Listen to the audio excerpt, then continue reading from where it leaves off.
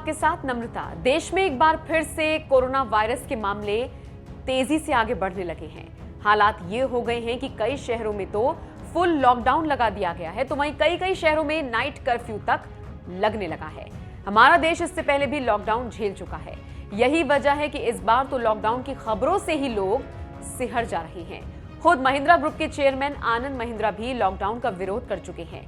इतना ही नहीं, महिंद्रा ने तो इस लॉकडाउन से आर्थिक तंगी झेलने वाले छोटे दुकानदारों के लिए भी आवाज बुलंद की है। उन्होंने गली मोहल्ले में दुकान खोलने वाले या ठेला खोमचा लगाने वाले लोगों के लिए ऐसी बात कही है जिसने लोगों का दिल जीत लिया है। दरअसल अनिल अंबानी के बेटे अनमोल अंबानी की तरह ही आनंद महिंद्रा भी ये बात जानते हैं कि लॉकडाउन भले ही कोरोना जैसी महामारी से निपटने के लिए लगाया जा रहा है, लेकिन महिंद्रा का मानना है कि जिस महामारी से निपटने के लिए ये लॉकडाउन लगाया जा रहा है, उस महामारी के अंदर भी एक महामारी छिपी हुई है। ये महामारी है मानसिक स्वास्थ्य।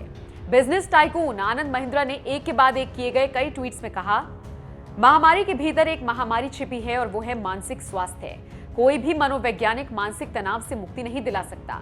इससे सबसे अधिक प्रभावित छोटे दुकानदार और व्यवसाय के मालिक हैं, जो इस महामारी नाम की सुरंग के अंत में प्रकाश देखने लगे थे, लेकिन अब उस रोशनी की संभावना की तलाश कर रही हैं। अगले ट्वीट में आनंद महिंद्रा ने लिखा, कोरोना महामारी के दौरान छोटी दुकान के मालिक और सड़क पर सामान बेचने वालों को सबसे ज्यादा तनाव से जूझना पड़ रहा है। ऐसे में हम सबको उनकी मदद सामान खरीद कर करनी चाहिए, न कि ऑनलाइन सामान मंगाना चाहिए। हम सभी अपने दोस्तों की इतनी मदद तो कर ही सकते हैं। नवीन खेमलानी नाम के एक ट्विटर यूजर ने महिंद्रा के विचारों की तारीफ करते हुए कहा, बहुत बढ़िया विचार हैं सर। हम व्यापारियों और छोटे दुकानदारों को पता नहीं है कि लॉकडाउन में क्या करें। हमारी मदद करने के लिए आपके प्रयासों की सराहना करता हूं। इस यूजर के रिप्लाई से खुश होकर बिजनेस टाइकून ने जवाब दिया और कहा, आप बच जाएंगे, अपना सिर ऊपर रखें, हम सब आपके साथ हैं। ये लहर अचानक आई है, लेकिन ये भी पिछले की तुलना में ज्यादा तेजी से खत्म हो जाएगी। छोटे दुकानदारों की मदद करने के साथ ही मानसिक तनाव का मुद्दा उठाने वाले आनंद महिंद्रा की हर्ष मारीवाला ने भी तारीफ की है और कहा है कि मुझे उम्मीद है कि आपका ये कदम देश के और भी बिजनेस लीडर्स को मानसिक तनाव की चुनौतियों पर चर्चा करने के लिए प्रेरित करेगा। आपको बता दें, पिछले साल यही वो समय था जब कोरोना के केसेस तेजी से बढ़ रहे थे, जिसके बाद 22 मार्च को जनता कर्फ्यू लगा था और उसके बाद मोदी सरकार की तरफ से लॉकडाउन का ऐलान कर दिया गया था। कुछ इसी तरह से देश में एक बार फिर से कोरोना केसेस बढ़ रहे हैं, जिसकी वजह से राज्यों और शहरों में पाबंदियां भी सख्त होती जा रही हैं। कोरोना महामारी को रोकने के लिए राज्य सरकारें और जिला प्रशासन लॉकडाउन और नाइट कर्फ्यू लगाने का ऐलान कर रही हैं। छत्तीसगढ़ के रायपुर, दुर्ग में पूरी तरह से लॉकडाउन लगा दिया गया है, जबकि मध्य प्रदेश के रतलाम, बैतूल, कटनी और खरगोन, भोपाल, छिंदवाड़ा, शाजापुर में भी लॉकडाउन लगाया गया है। वहीं पूरे तमिलनाडु में विधानसभा चुनाव खत्म होते ही 30 अप्रैल तक लॉकडाउन लागू कर दिया गया है। यानी लॉकडाउन लगाने के लिए भी सरकार को चुनाव का इंतजार करना पड़ा। यही वजह है कि अनिल अंबानी के बेटे अनमोल अंबानी ने भड़कते हुए कह दिया था कि प्रोफेशनल एक्टर अपनी फिल्मों की शूटिंग कर सकते हैं, प्रोफेशनल क्रिकेटर्स देर रात तक अपने खेल खेल सकते हैं, प्रोफेशनल सियासी नेता भीड़ के साथ रैलियां कर सकते हैं, लेकिन आपका बिजनेस या फिर काम जरूरी नहीं है। तो फिर जरूरी क्या है? जरूरी यही है कि हर व्यक्ति अपना काम कर सके। बहरहाल आपको बता दें, देश में तेजी से बढ़ रहे कोरोना केसेस की वजह से ही पीएम मोदी को भी बैठक करनी पड़ गई थी। उन्होंने देश के अलग अलग राज्यों के मुख्यमंत्रियों के साथ बैठक में कहा था कि टेस्ट, ट्रैक और ट्रीट के मंत्र पर काम करना होगा। आप भी सुनिए पीएम मोदी का ये अहम भाषण। साथियों, इन तमाम चुनौतियों के बावजूद हमारे पास पहले की अपेक्षा बेहतर अनुभव है, पहले की अपेक्षा अच्छे संसाधन है और अब एक वैक्सीन भी हमारे पास है। जन भागीदारी के साथ साथ हमारे परिश्रमी डॉक्टर्स और health workers, health care staff ने स्थिति को संभालने में बहुत मदद की और आज भी कर रहे हैं। आप सभी में अपने पहले के अनुभवों का प्रभावी ढंग से उपयोग अपेक्षित है। अब आप कल्पना कीजिए कि गत वर्ष इन दिनों में हमारे हाल क्या थे। हमारे पास टेस्टिंग लैब नहीं थे, इवन मास्क कहां से मिलेगा ये भी एक चिंता का विषय था, पीपीई किट नहीं था। और उस समय हमारे लिए बचने का एकमात्र साधन बचा था लॉकडाउन, ताकि हम व्यवस्थाओं को एकदम से जितना तेजी से बढ़ा सके और वो हमारी स्ट्रेटेजी काम आई। हम व्यवस्थाओं को बना सके, संसाधन खड़े कर पाए, हमारी अपनी कैपेबिलिटी बढ़ाई, दुनिया से जहां से प्राप्त कर सकते कर पाए, और लॉकडाउन के समय का हमने उपयोग किया।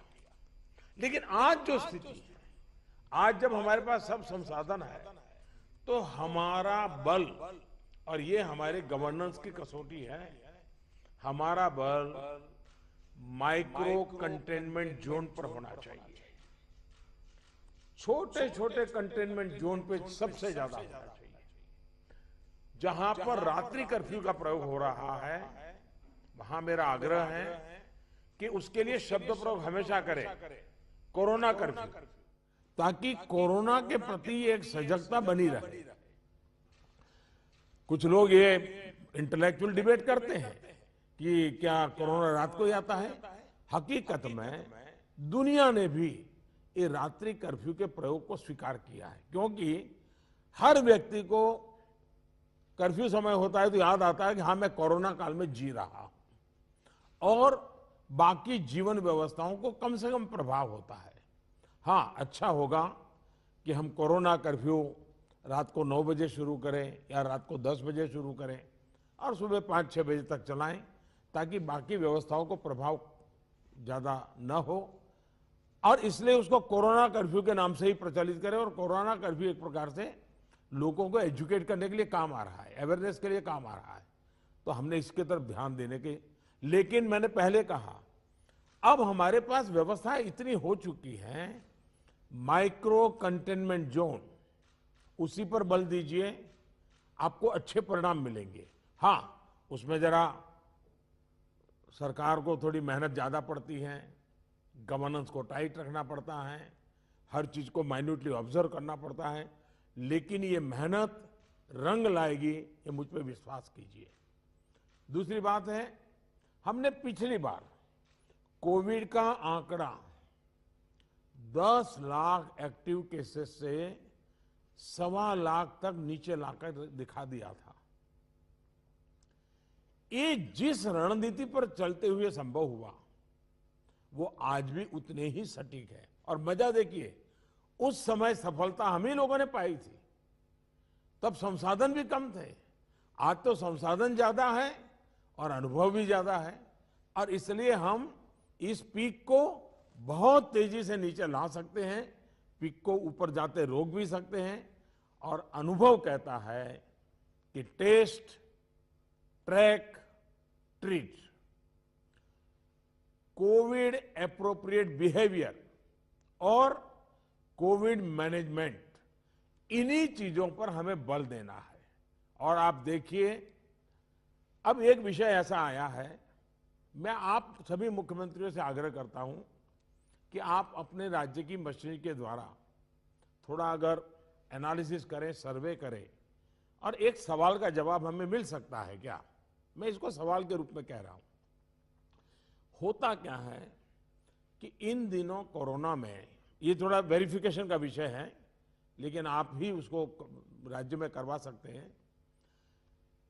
पहले कोरोना के समय क्या होता था, हल्के फुल्के सिम्टम्स भी लोग डर जाते थे, तो तुरंत एक्शन लेते थे।